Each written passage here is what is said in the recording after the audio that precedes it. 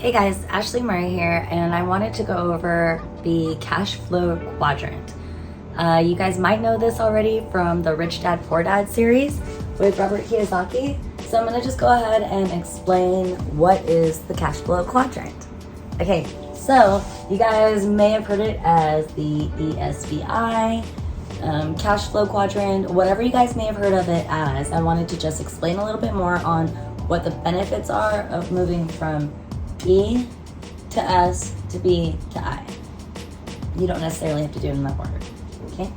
So when you're an employee, then you get a W-2 and you're taxed at a 40% tax rate from the IRS.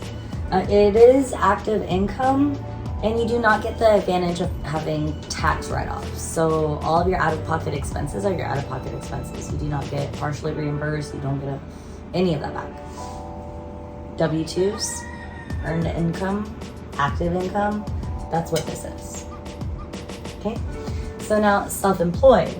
Now you are taxed at a lower rate. Instead of the 40%, now you're taxed at 30%. And you would normally get a 1099 instead of a W-2. So you, in this case, are a one-man or a one-woman army, and you're a business all on your own. Maybe you're a contractor. Typically that's what it is, like you're a graphic designer, or you're an independent plumber, or an independent electrician, or you are a real estate agent, or whatever that looks like, okay? So that's what being self-employed is. Now, how do you make this work for you? Okay, well, you go ahead and you would want to incorporate yourself, make yourself an LLC, right? And so that's moving to the business owner side, where if you're in real estate, you would normally want to move from here to here by opening up a business account and then going ahead and having your DBA, where you're doing business as your actual name, so that when your brokerage writes out checks to you, it's a doing business as on your actual LLC or business account. So you can just put the check directly in there and then pay yourself from that account. I'm going to be making another video on how to register your business so that you guys can do the same thing and take advantage of all the tax benefits. Okay, so what does it mean when you're getting tax benefits or tax advantages in either S or B or I when you're doing tax advantages? The tax deduction is normally 17 to 22% of your total income. So say that or your expenses. So say that you have calculated up your cost of materials, your laborers, say surveyors, appraisers, legal fees, gas, travel, food, clothes, supplies, continuing education, more certifications. All this just depends on what industry you're in, but whatever it takes for your industry and for you to earn more money, that's what they'll count as an expense. So you calculate all of those expenses up, and then you can take the deduction. Normally that average is about 17 to 22% of our total income. So then you go ahead and be able to subtract that from the 30% that we owe. So now you're actually only paying 13 or 8% on average for your taxes now, instead of this 40%. So again, 8 to 13% instead of 40%. Okay, so with a business owner, like I was sharing earlier, when you switch over to being an LLC or a corporation, you get more government incentives. You get more tax write-offs. You're able to now get lower tax amounts depending on what industry you're in. It's anywhere from 22 to 30%. And then you get to take your tax advantages. So a lot of times that's a wash. All right, so now the investor portion of the show. So of course with investors, there's a lot of advantages, like say with HELOCs, whenever you pull them and you're an investor, then you don't have to pay any property tax, not property tax, you don't have to pay any capital gains taxes on what you're pulling out, because it's a loan. It's been taxed in the front from when you bought the house, the appreciation and all that. You don't have to pay any taxes on this loan. It's a line of credit is why. It's not a loan necessarily, it's a line of credit. So you don't pay any taxes on your capital gains for that. Okay, so you can literally do this and say, sorry IRS, I'm not doing this today, and just go ahead and do a HELOC to pull out of your equity and appreciation, not pay any capital gains taxes.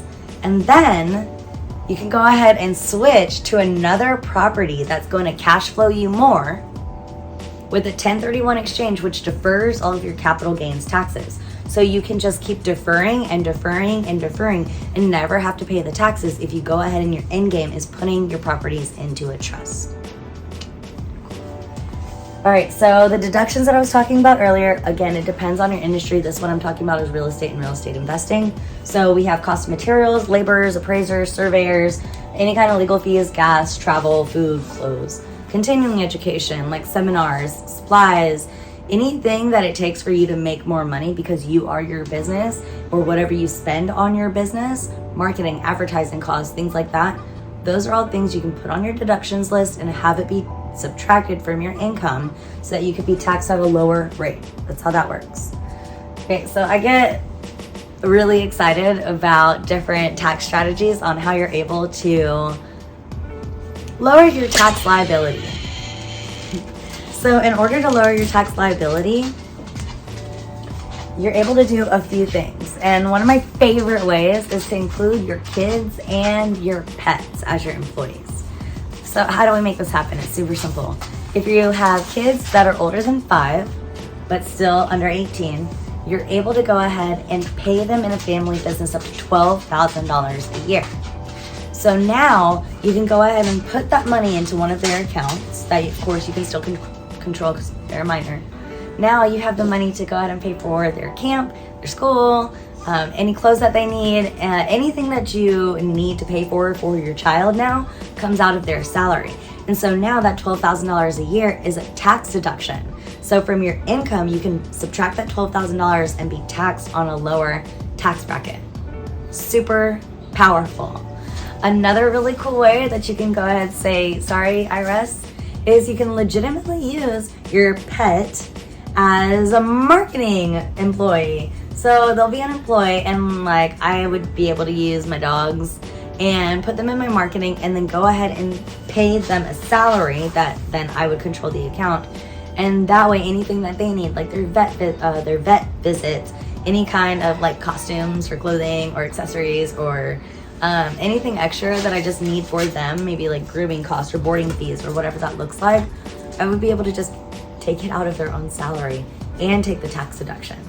So other tax deductions that are super exciting for real estate specifically is depreciation.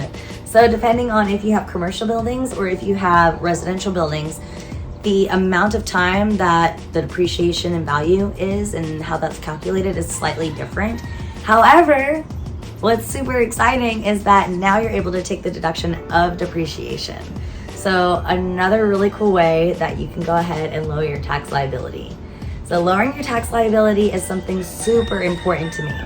And it's something that should be super important to you, because the lower your tax liability, the more money you can keep in your pocket and not have to give away to the government. So if you're with me on that, go ahead and like, comment, subscribe, and look out for the next videos to talk about how to lower more of your tax liabilities legally. Thank you guys. You've been great. I'm Ashley Murray, and I'll see you in the next video.